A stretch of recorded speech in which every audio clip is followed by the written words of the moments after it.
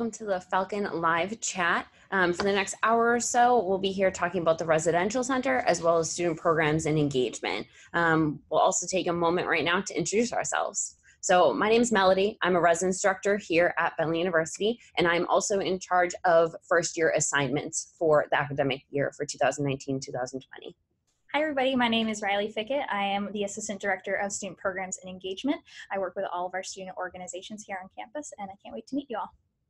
So before we get started, we are super excited that you're all here, but we have a couple of housekeeping items, so excuse me while I read from this so I don't forget anything.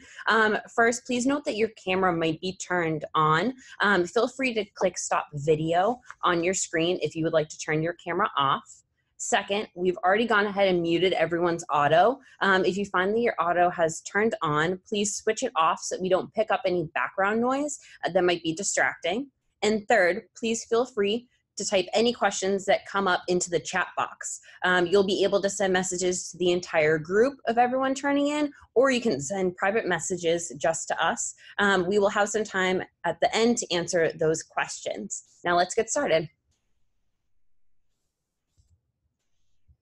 So first, we'll talk about the residential center. So the residential center is located in our student center, suite 320 on the 3rd floor. Business hours during the academic year are 8:30 a.m. to 4:30 p.m. We have 24 residence halls on campus, 15 professional staff, and we have 98 student staff members that are resident assistants. And our goal here while you're living on campus is that you feel safe, included, and that you're really making campus your own home when you're living in our residence halls. And we can absolutely guarantee that at least one, if not more, members of our staff will get to know you during your time here. We are available during normal business hours, and you can always reach our office. After business hours, there is a position, it's an administrator on duty, also referred to as an AOD, who's available to assist with crisis, facilities, and emergencies that arise on campus after hours. All of the AODs are also residence directors or our housing operations specialist in the residential center. We are a 24/7, 365-day operation, so there's always an AOD available. And you can contact the AOD by finding a resident assistant or contacting university police. So our staff for the residential center includes resident assistants and residence directors. You'll be able to find both of these in your community. There are resident assistants that typically will live right on your floor, or they might be the floor above or below you. They are returning students who live within your community. They can explain policies and procedures, they host programs, and they assist all of our residents as needed during nightly duty shifts. They serve on duty in each hall from 7:30 p.m. to 8 a.m. the next day, and that's every single day of the academic year. You can also find them in their RA office, which are in various locations within our residence halls. And the RAs are trained to build community, mediate conflicts, and be a resource for all of the students. Residence directors, also known as RDs, are master level professionals. So this is my current position that I'm in. So we oversee the day-to-day operations of the buildings. We also help mediate student conflict, we'll respond to crisis, and we help maintain the physical integrity of the building. So if you have a facilities concern or need help submitting a work order, and there's always an RD on duty for emergencies. So if you're interested in getting involved through the residential center, we do have RHA, also known as Residence Hall Association, and this represents and connects with all students who live on campus. So it's really, typically it can be related to a student government, but it's really for residential students on campus. So they work through legislation, policy development, and programming for campus. And then each building or residential area will also have their own hall council. So there will be an executive board for those hall councils. So each hall council represents and connects with students who live in their particular residence area. They will put on programs and they will also put forward building improvements or policy changes as well. And you can receive information on elections for these hall council positions and how to further get involved the first week of class. So the important things, probably what you all are super excited about, living here on campus. So there are a few important steps that we need you all to take. If you haven't completed your housing and meal plan contract, please make sure you do that. And also complete the appropriate housing applications. So within the application, you'll be asked to submit 2 different room type preferences. Please make sure you are selecting 2 different room types. You'll be able to fill out the roommate questionnaire, any roommate preferences. So if you have someone specific that you would like to live with, you can match up with them. Any defined community interest, and we'll talk about defined communities a little bit later. And you can select your desired meal plan for the fall semester. Please note, if you are under the age of 18, you need to print out the housing and meal plan contract, have a parent or guardian sign it, and then you can fax it to our office, or you can email a copy of it to our office.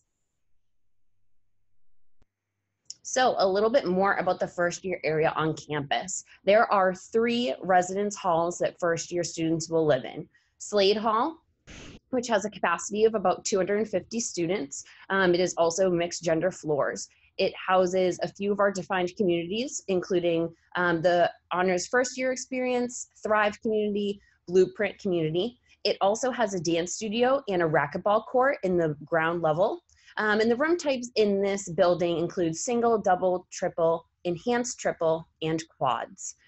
Similar to Slade Hall is Miller Hall. So same capacity, same mixed gender floors, and that houses Her Story, Women Leaders of Today, Brave, the social justice community, and Arts Defined Community. And it also has the same room types as Slade. So single, double, triple, enhanced triple, and quads. Lastly is the Trees Complex. The Trees Complex is actually 7 buildings that are all connected together. It has a capacity of 519 students, also mixed gender floors. It houses the Blue Line, which is a lounge and event space. And the room types in the Trees Complex include single, double, and enhanced triple.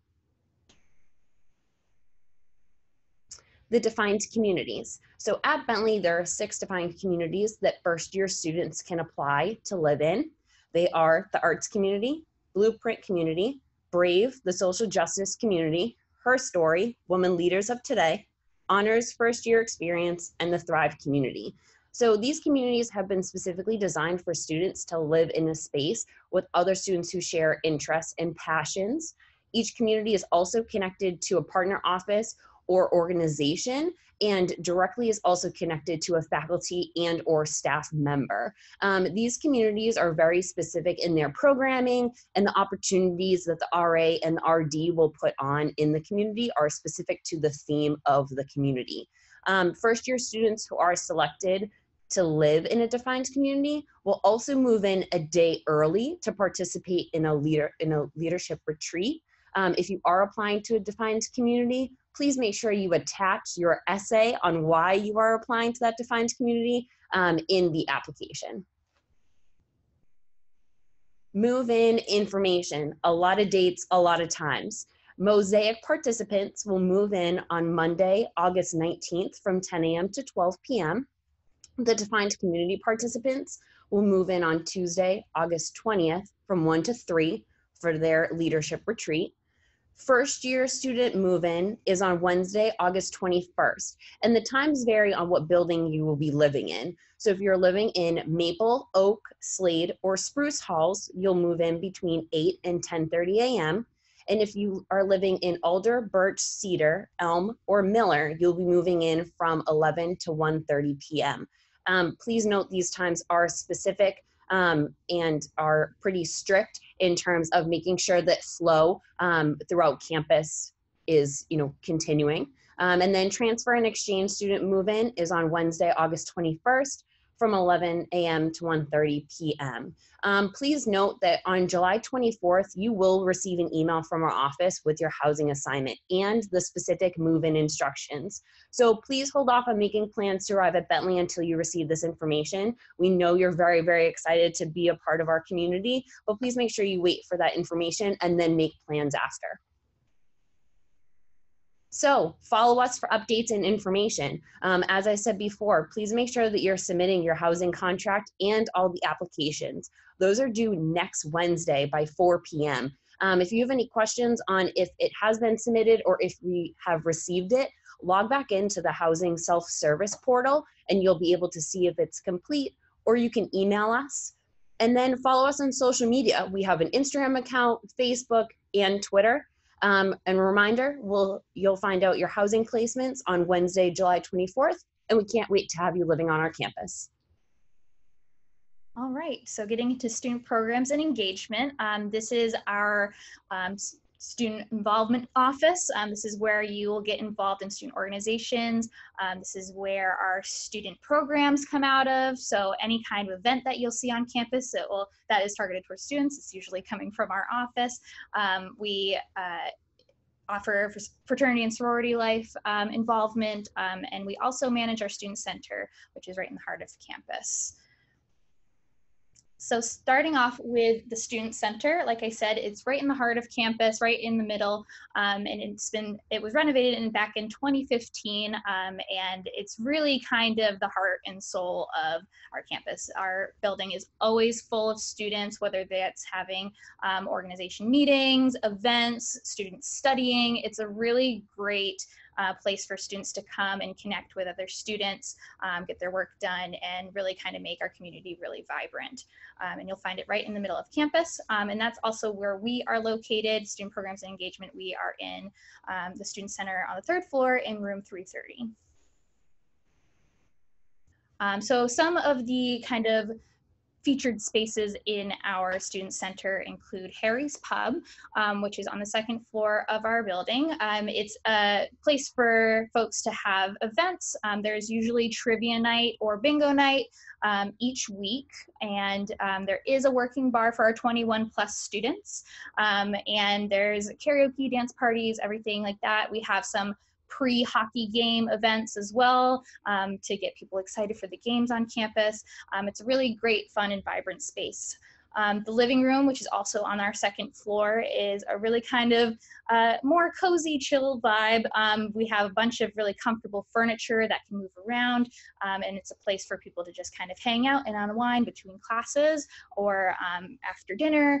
We also have some ping pong tables, some pool tables. It really has that kind of living room vibe. It has a nice fire pit right in there as well. And then right outside of our living room is the patio, and there is an outdoor fire pit out there as well. We have these really great Adirondack chairs out there for you guys to go out and hang out with your friends and just kind of take in the really nice weather, especially during the first few months that you're here. Other spaces include the Cultural Lounge, which is on the 3rd floor of our building. This is a place for folks to come in and kind of learn about other cultures. A lot of our cultural organizations will host programs out of this space. It's just a nice place to relax. There's lots of comfy couches in there as well. The Business Center, also on the 3rd floor of our building. We have a couple of printers there. A lot of folks will come in to print their papers. Organizations will print their flyers. We have a big poster printer for folks to come and print their posters to advertise their programs. And we also have a great team of student employees who will manage the business center. We have our business center staff who will help direct you guys and answer any questions that you guys have about the student center, and fill you guys in on any questions that you might have. The bubble is kind of our hub for student organizations. We have a handful of really great spaces that are closed that organizations can reserve for organization meetings. We also have a great big working space table for folks to come in and get some program prep done, things like that. And then the student affairs offices all kind of sit up here on our 3rd floor as well, including student programs and engagement, the Center for International Students and Scholars, the Multicultural Center, the Residential Center, the Office of the Dean for Student Affairs, and Spiritual Life as well. TNT is our Student Center Program Board. They're the ones who really kind of bring the programming to our Student Center throughout the week. They do really great things such as bingos, trivia nights. Sometimes they'll bring performers. Sometimes they'll bring inflatables to outside of our Student Center. It's really kind of anything goes with TNT, and they always try to do a program, at least a couple programs every single week, and they are usually between Wednesday and Sundays. So if your friends are ever looking for something to do during the week to kind of break up the stress of classes, this is definitely the group that will bring something for you guys every single week. We have 115 recognized student organizations on our campus. They're all broken up into what we call clusters here, which are the types of organizations that we have. So those organization types include academic, athletic, campus arts and media, the class cabinets, cultural, fraternity and sorority, governing, recreational, religious and service, social and political. And here on the screen, you can see an example of what we have to offer in terms of organizations here on campus. If you didn't see something that you wanted to get involved in, you have the opportunity to propose new organization. We had 7 new organizations get recognized this year alone, and we're really excited to see what you guys would like to bring to our community as well. The activities fair happens every semester, the first Friday of classes, and this is where you can come and meet our currently recognized student organizations and learn more information on how you can get involved. So make sure you look out for more information for that when you get to campus. And then incoming first year students have the opportunity to run for the freshman class cabinet. There are 7 available class cabinet positions that all work to create community building programs for the freshman class and advocate for the needs of first year students. The freshman class cabinet will have an election right at the beginning of the fall semester, so be on the lookout for that. So fraternity and sorority life, we have 8 fraternities and 4 sororities on campus. They're all active and they're all looking to strive to create opportunities for personal growth, social connections, philanthropy, and academic success. First year students are only allowed to go out for recruitment for these organizations in their 2nd semester. You need to have a minimum GPA of 2.7 in order to join and have earned at least 15 credits. And then for commuters, we do have some resources on campus for you as well. There is a commuter locker. There are commuter lockers and a commuter lounge up in La Cava, which is on upper campus.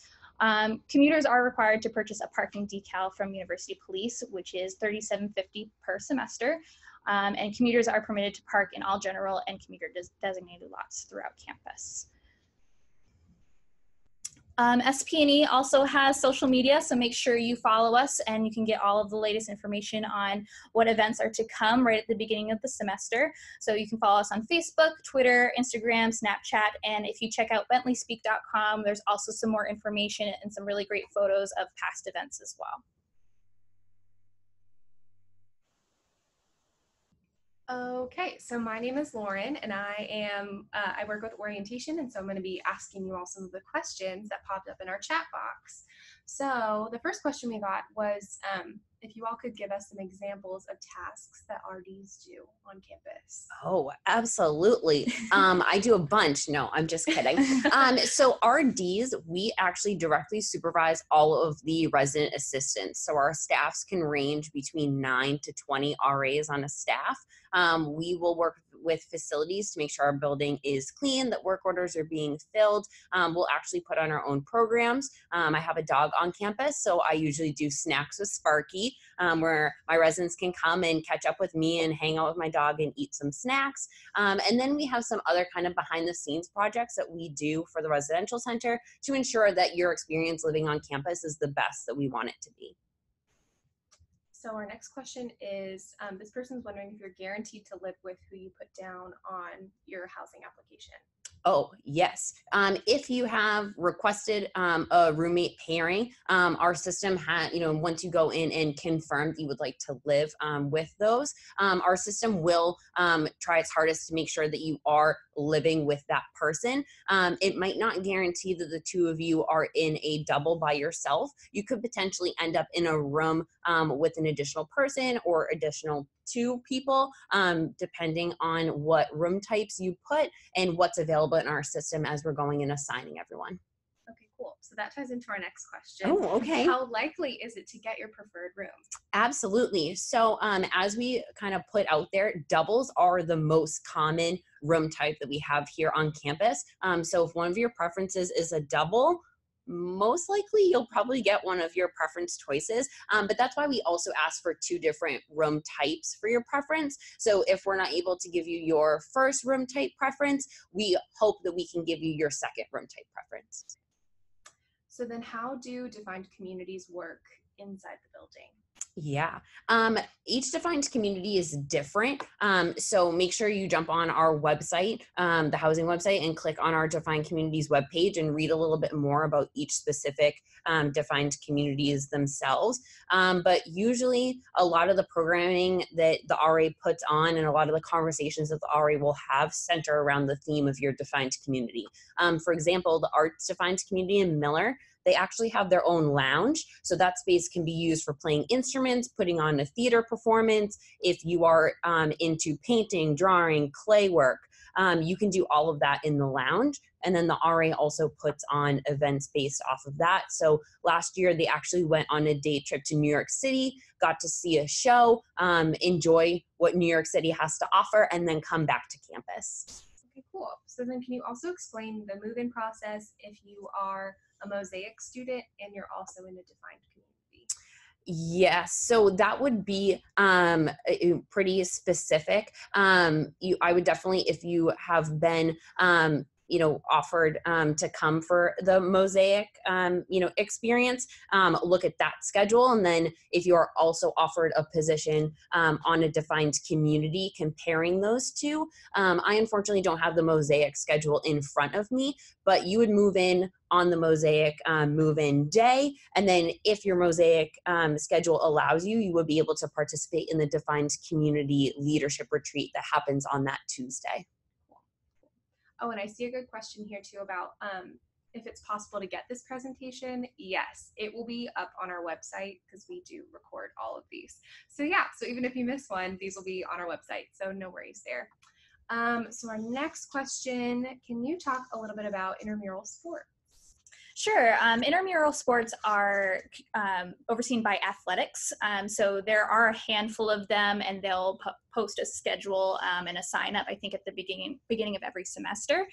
So if you're interested in participating in intramural sports, definitely check out the athletics website. They'll definitely have more information there. Our office is the one that oversees club sports. So if you're looking for a consistent club to compete with, a lot of our club sports do compete with other colleges in the region. So you can definitely take a look at our list of club sports that are available and try out for a team. Cool.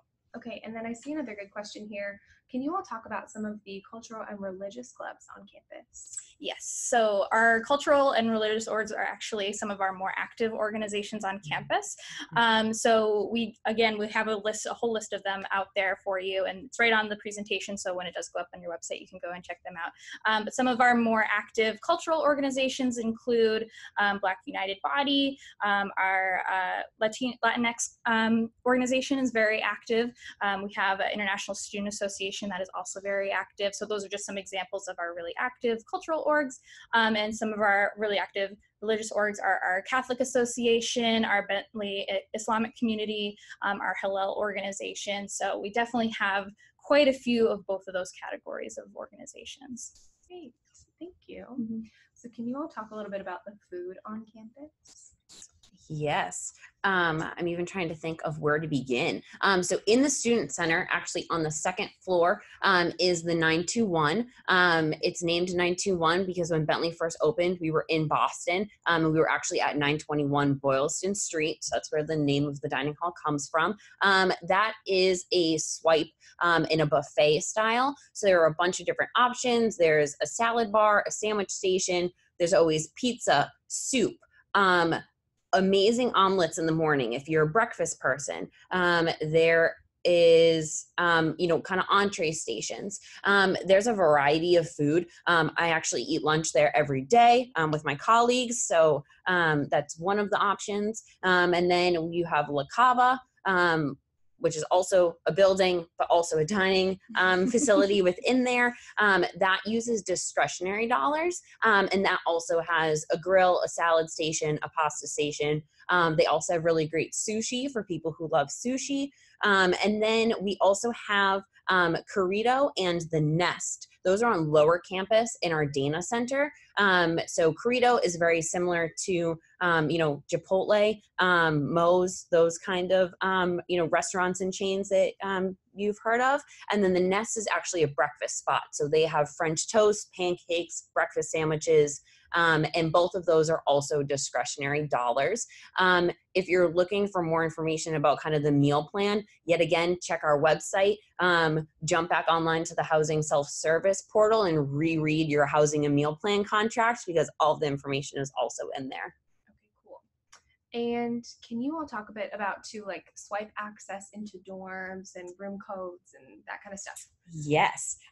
So in the first year area, all of the bedroom doors are a combo. And the best way to describe the combo is basically, it's a circle, Roman numerals 1 through 5, and a lock.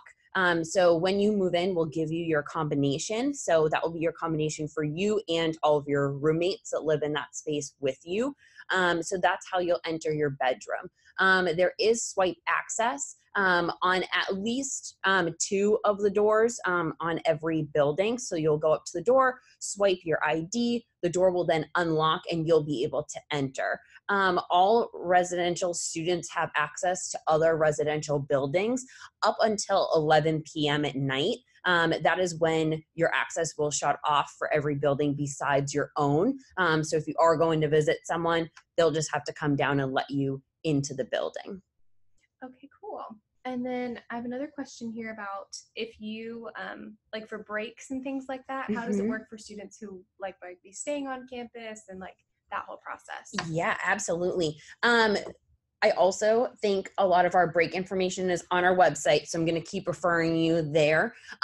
But during break periods, so there's fall break that happens.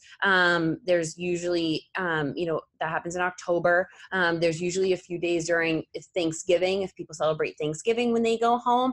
Our residence halls do not close during that time, and our residence halls also don't close during spring break. We are open for the whole semester. The only time where our residence halls close is during the summer and also during winter break. So if you would like to stay on campus during winter break, there is an application process. There also is a fee that comes with staying on campus. So check out our website. That information usually comes out right in November for staying for winter break. And then summer housing also comes out usually in April in the spring. But if it's a break period like spring break and you want to stay on campus and in your residence hall, you're more than allowed to, since our residence halls don't close. Usually the only thing that might change is whether dining is available or what dining options are available. It does change every break period. So just make sure that you're checking your emails and staying up to date with notifications that go out from our office.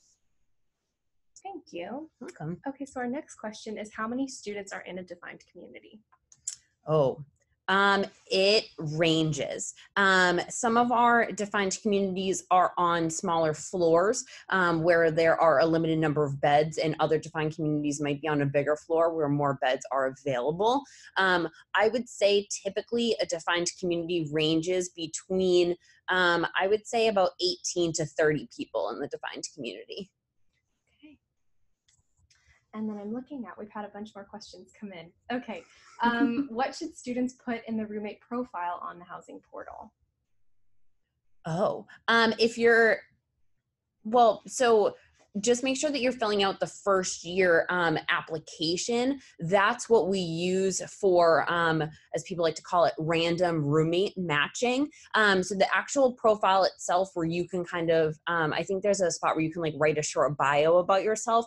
We don't actually look at any of that. We just look at the applications that we ask you to submit. So just make sure that under the forms and applications tab, you drop down and make sure that those applications that are available to you say completed.